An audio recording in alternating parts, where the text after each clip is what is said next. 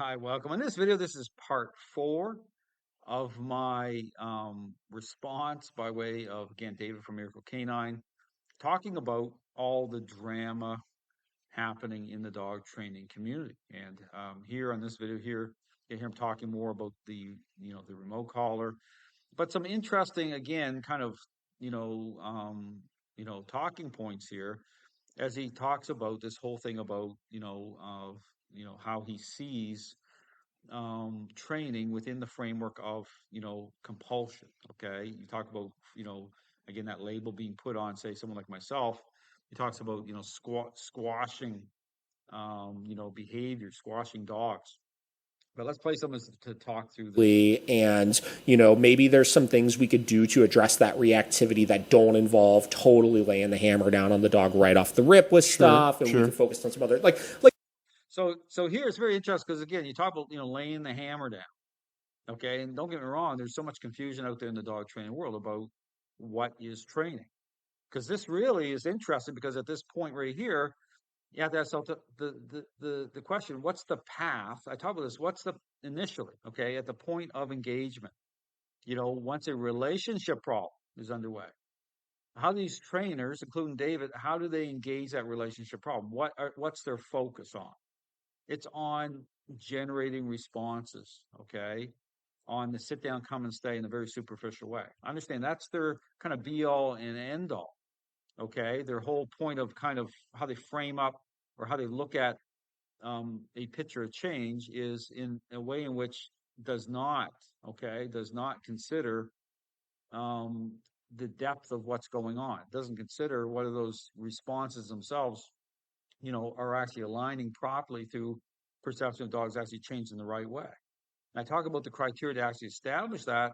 That's not part of their initial engagement. Okay, it doesn't bring those core ingredients together through a interaction based method, which is critical. Understand that when I talk about my how I engage a relationship problem, okay, through a interaction based dog coming into agreement. Okay, the relationship is the motivator, but the connection point is the motivator. Okay, through dogs as pack animals.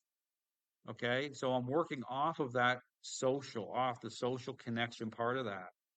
But here's the thing. But so when trainers talk about bring the hammer down, okay, it really does lend into this whole thing about the two paths the trainers take. One of just going, right, motivating responses, and they look at that. They don't ask questions. They don't even consider why that could be a problem. They just look at the agreeableness part and say, oh, the dog is agreeable to going into a sit or a down or responding certain ways, and I'm going to take that at face value as it's just good in itself. But see, that's the trap. Understand that that's the problem, because it's going to lead into a problem by way of perceptive dogs not actually changing the right way for many dogs, because all they're doing is they're responding, yes, but through something that they want.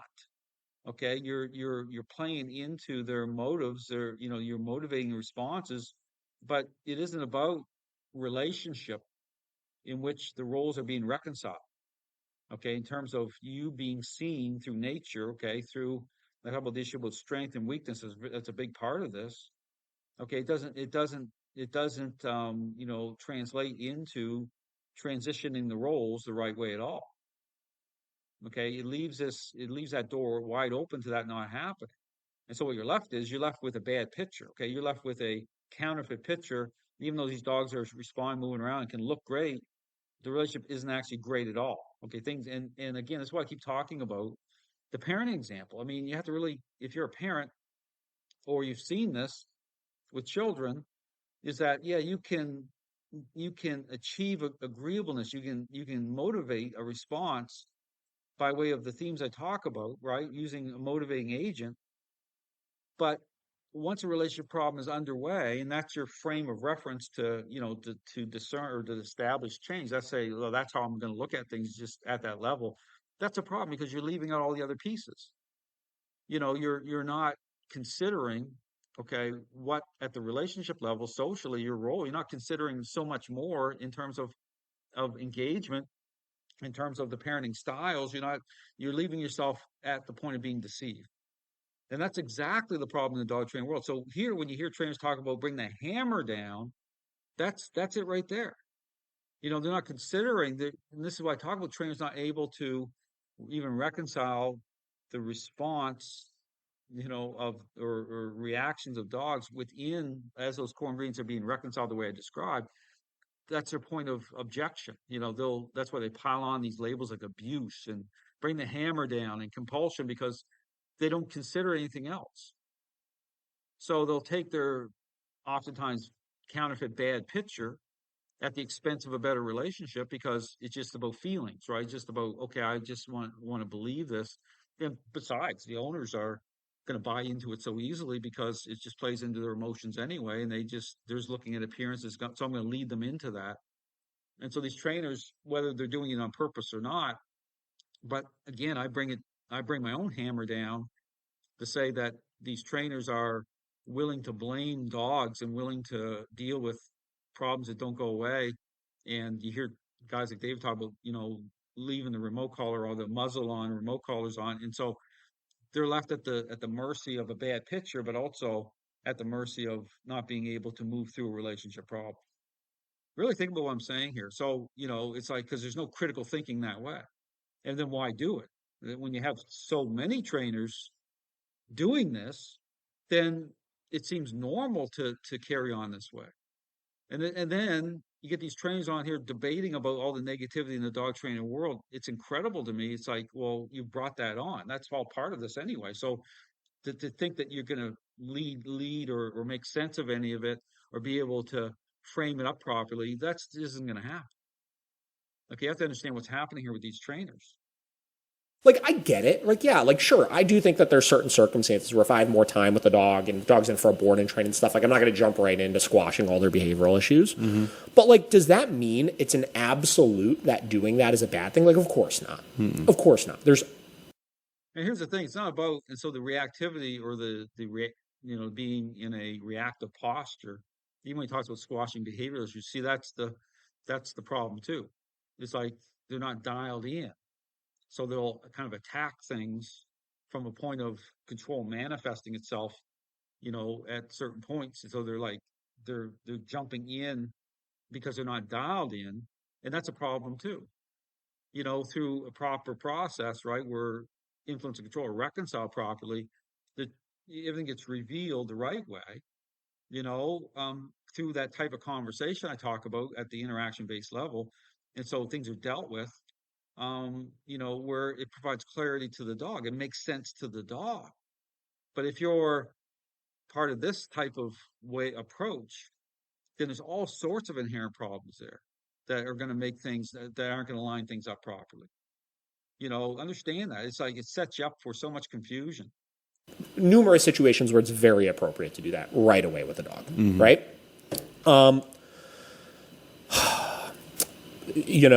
Robert Cabral's post about the punishment stops after the behavior stops. Like, I get where they're going with this, mm-hmm. right? So the punishment stops after the behavior stops. Well, that's what I'm saying. But here's the thing: they're making jokes here about Cabral starting to market his doggy cookies now as his kind of opening for making the announcement. He's now a force completely taken gone over to the force free side of things. I think where a lot of these guys are what they're implying, right, is like, I'm not going to be, I think where they're going with this, I'm not in their head, is like, you can't punish behaviors after the fact, mm-hmm. right? Like, your dog does something. You talk about after the fact. Again, there's that theme I talk about, the not being dialed into the dog's state of mind, into the relationship. And they can't get that. It's about the role. They just look at, correcting, at a certain point when control is manifesting itself, right? It's like and this is the problem. It's like, where's that line? Like, because they're not dialed in. Balanced dog training does not represent being dialed into the relationship the right way. Understand that. So all these inherent problems, all this debate about punishment and about, where the tools and all this stuff. See, it's just like, because if the compass is wrong, if the compass itself is not dialed into true north, okay, in terms of what defines a process, then you're going to be led in every other direction. Okay, that that swing, okay? That compass is just going to be moving all over the place. And you can be led down certain roads that aren't true north, okay? You're going to be led into deception, led into appearances, led into half truth, and just that's what's happening here with the whole dog training community. You miss your opportunity, and then like 10 minutes later people are like punishing their dog for things and stuff like that. It's like those, like shit like that doesn't work. Once the behavior's gone, there's no punish, like you don't punish it anymore. So say once the behavior's gone, see an express state, but doesn't mean that. See, and this is the deception, that because those core ingredients aren't reconciled through, again, how the leash is used, this whole off leash thing. A lot of times they're not even sure, or they're trying to discern the state of the relationship. A lot of times they're off course anyway. All right, because there's no way to reveal, because their idea of things, just like waiting for things to happen. That's how trainers get blindsided, right? Because their engagement's wrong, like their approach is wrong. It's not the conversation that is needs to happen to actually establish anything properly. They're just at the whim or at the mercy of appearances here. Right. But I think what they're missing is the complexity to the use of reward and punishment markers, and the fact that punishment is occurring after the behavior is still linked to the behavior. Right. I think that's where the disconnect is with that, truthfully. Right. Is like a punishment event. Because again, here's the way to think of it. I talk about the selfish child scenario. Ask yourself, when is truth revealed? Okay, in terms of the relationship with the selfish child, by way of a demand. Okay, when a parent brings a child under a reasonable demand, it's like clean up your room, period. And see, that's the problem. Oftentimes, that's not the case. Event that I provide, as long as it's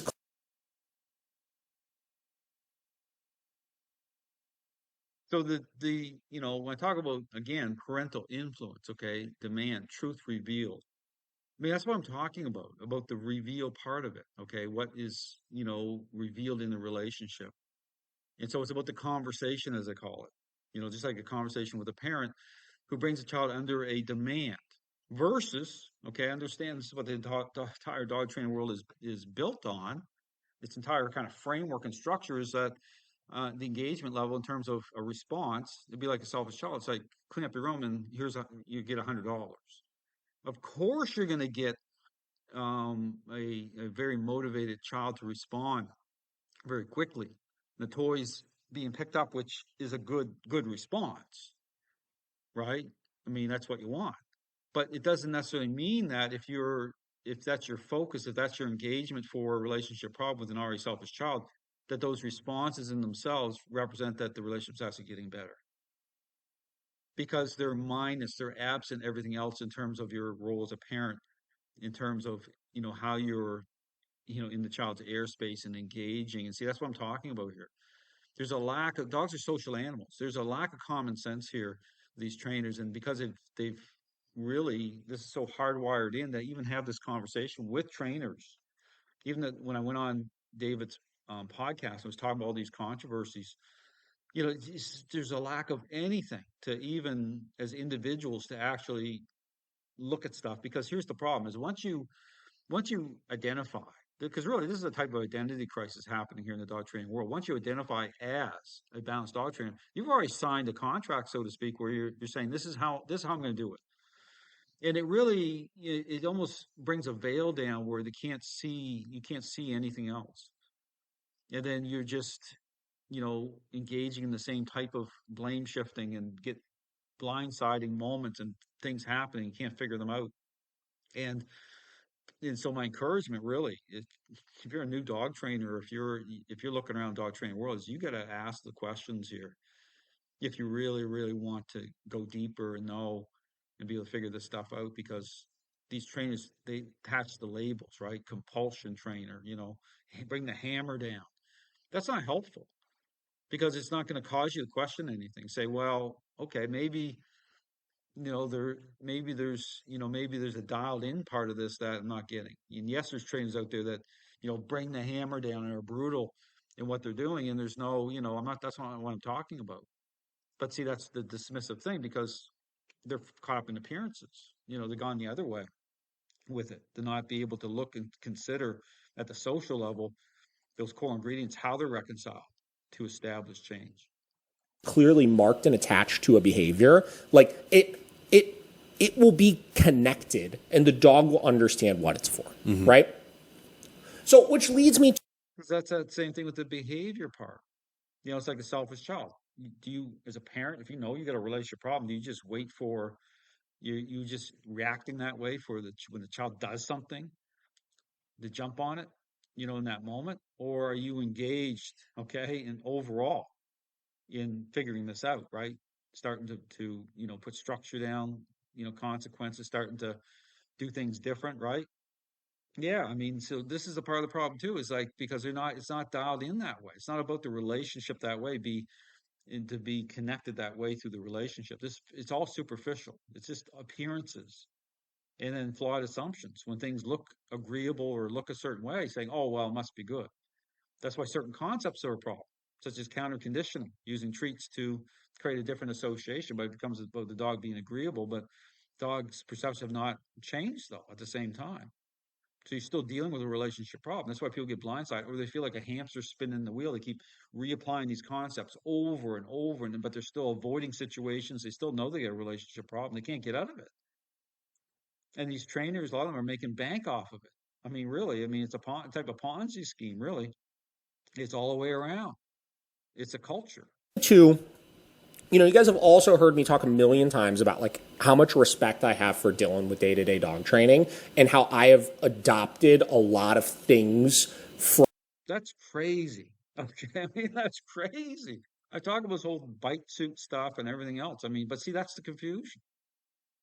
From how he's been portraying how he's training dogs. Like obviously I haven't trained with him. I don't know him or anything like that, but there's things I see him doing that I really like. And I See, and this is great. So here's the thing. After the debate, I didn't even realize like Nick David was trained through Jeff Gellman. Okay, so balanced training, the whole bonker controversy, all that stuff. And then guess what happened? Dave was involved in his own bonker controversy, right? Which I was like, what the heck? And then because I talked about all those controversies when I went on his podcast, but nothing, it just flies right over the top of everything. You know what I'm saying? It's just amazing, but things make sense once you start to understand what balanced dog training represents. think he's doing a lot of good from a training standpoint. But like like there's like an old statement or something where it's like don't, once you is it's God, I think it's like once like there's less mystery to things, or like with people you really like, it's like the more you see with them, like the less impressed you kind of start to get with it. I think as Dylan's posting more stuff, I'm becoming significantly less and less impressed by some of the things that I'm seeing. Okay, you should be. I mean, and you go over and look at Dylan Jones, and it's just how he talks about people and all this stuff. It's very prideful and arrogant. Very prideful and arrogant. Comes off that way, and without a proper foundation. I talk about that. I mean, I did a video on his whole thing with free will and choice. Talking about that within the parameters of dogs as social animals. Okay, but how that plays through into a process at the same time. So I'm gonna stop this part here again. This would kind of be the conclusion. Okay, you can watch this whole podcast for yourself if you'd like. But just going over some of the back and forth here and the perspective from in terms of David as a balanced dog trainer. There's nothing really left to say. Okay, I mean, hopefully, you watch my videos, it's gonna allow you to take away some main things here. But my encouragement is as an individual. Okay, ask questions. I mean, you should challenge everything. I mean, you should challenge everything. But look around the dog training world. You understand that these balanced dog trainers, they can't lead out of this. I mean, you have to understand they're in a compromised position. It's a catch-22 situation. They come into agreement with the source of the problem. So they cannot, it's just like I said with the compass, true north. I mean, they're not there. It's gonna, you're gonna be led all over the place. You're gonna see the problems. Okay, if you're applying critical thinking, you're gonna see it and line it all up. So, you check out the information I put out. It's very specific as to a process. This is my system of training. Okay, it's a complete original source system. Of course, you got to start somewhere, right? But leading into understanding what defines training. Thanks for watching.